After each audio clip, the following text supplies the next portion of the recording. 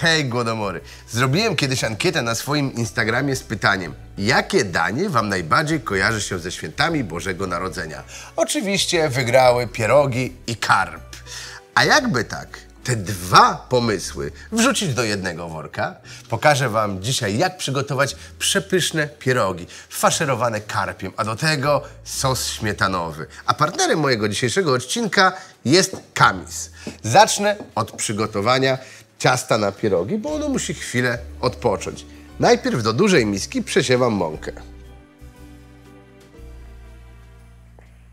Przesiewanie mąki jest bardzo ważne. Po pierwsze, ciasto będzie bardziej napowietrzone, a po drugie, jeżeli w mące będą jakieś zanieczyszczenia, to zostaną na tym sitku.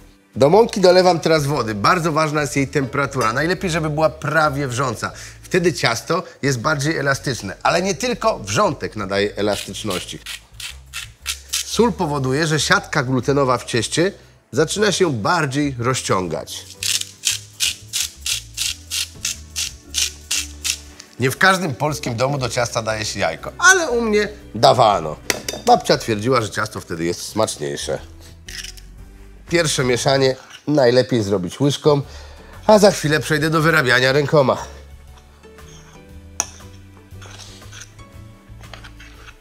Jeszcze trochę wody. Wszystkie składniki ciasta wymieszałem już dokładnie ze sobą. Czas je zagnieść.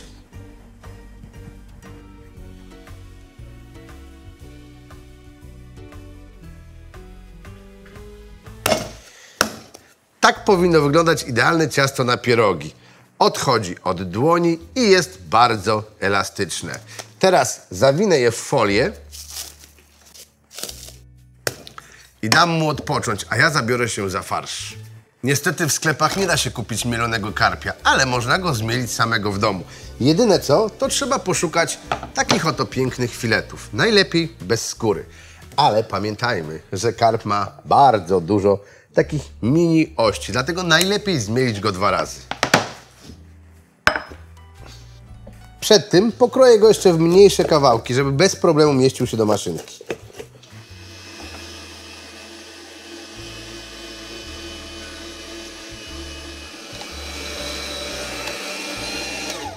Pierwszy raz zmielony, teraz drugi raz.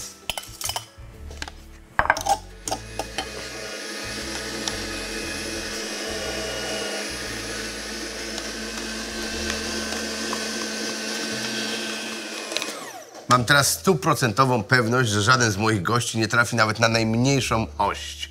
Ale nie sam karp będzie w pierogu. Będzie tu jeszcze żurawina oraz słodka cebulka szalotka. To też zmielę. Dzięki temu będę miał jednolite nadzienie.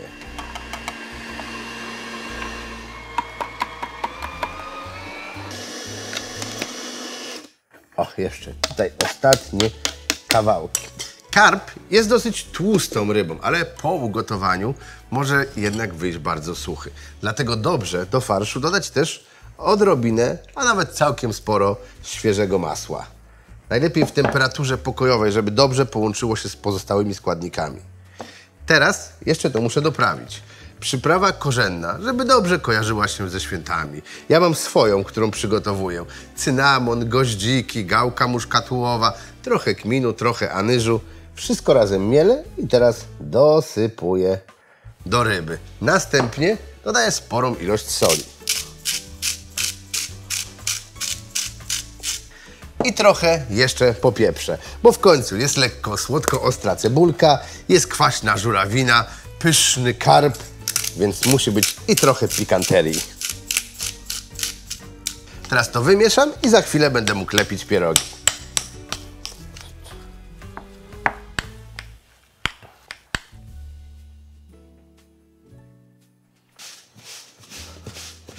Ciasto pod wpływem odpoczynku stało się jeszcze bardziej elastyczne. Rozwałkuję je teraz na bardzo cienki płat.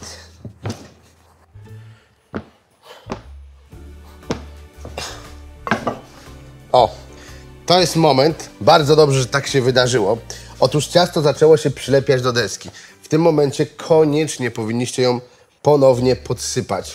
Cały czas deska powinna być podsypana, żeby ciasto się do niej nie przylepiło i nie porwało.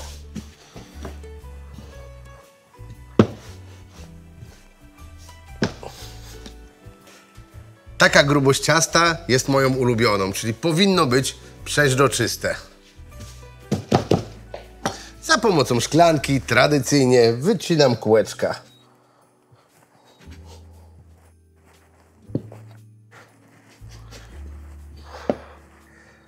Każdy krążek teraz delikatnie rozciągam w palcach i nakładam na środek odrobinę farszu. Po czym w ten sposób zwijam, tutaj łączę i możemy w tym momencie nadać kształt temu łączeniu. Ja najbardziej lubię tak po prostu palcem przesunąć. I domowy pierożek z karpiem gotowy. Lecę z następnymi, dopiero później będę wszystkie gotował.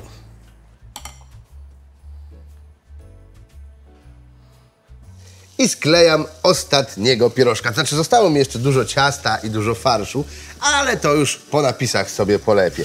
Teraz chcę Wam pokazać, jak je gotować i jak zrobić pyszny sos. Mam tu wcześniej zagotowaną wodę, do której teraz wsypuję sól. Bardzo ważne, żeby woda na pierogi była wcześniej posolona. I też bardzo ważne, aby tej wody było naprawdę dużo. Pierogi, podobnie jak makaron, gotuje się w bardzo dużej ilości wody. I powinny się teraz gotować około 5 minut po wypłynięciu. Pamiętajcie, że w środku jest surowy karp. On się musi ugotować. Nigdy też nie należy odrywać pierogów od dna garnka, bo je przerwiecie. Najlepiej albo poruszać garnkiem i wtedy one same odejdą, albo pouderzać w dno. Jeżeli to nic nie pomoże, no to trzeba będzie oderwać. Tutaj można zobaczyć, jak cieniutkie jest ciasto.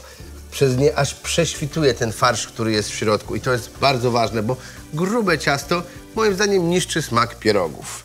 Teraz je odstawię i przygotuję dosyć błyskawiczny, koperkowy sos. Tradycyjnie do pierogów się podaje masło. U mnie to też będzie masło, ale z dodatkami. Najpierw rozpuszczam je na patelni i muszę doprowadzić do momentu, aż zbierze się na nim piana.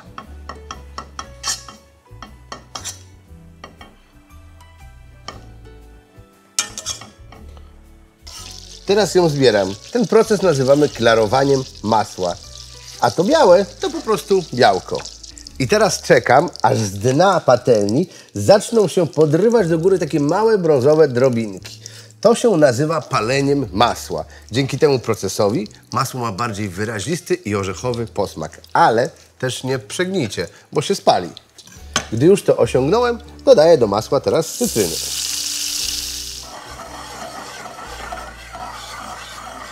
Tłuszcz razem z sokiem z cytryny się połączył już na patelni. Mogę dodać śmietankę. Słodką, 30%. Pozostawię to teraz na małym ogniu i w tym czasie dokroję naprawdę sporą ilość koperku.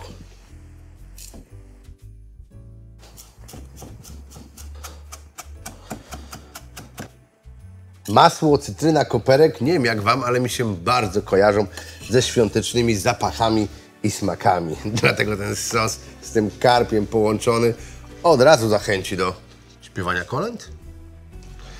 I teraz jeszcze tylko to posolę.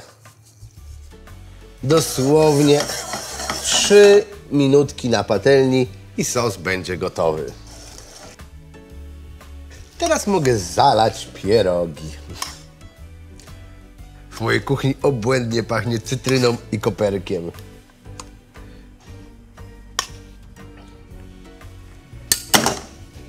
Wyglądają przepięknie, sami przyznacie. A w smaku?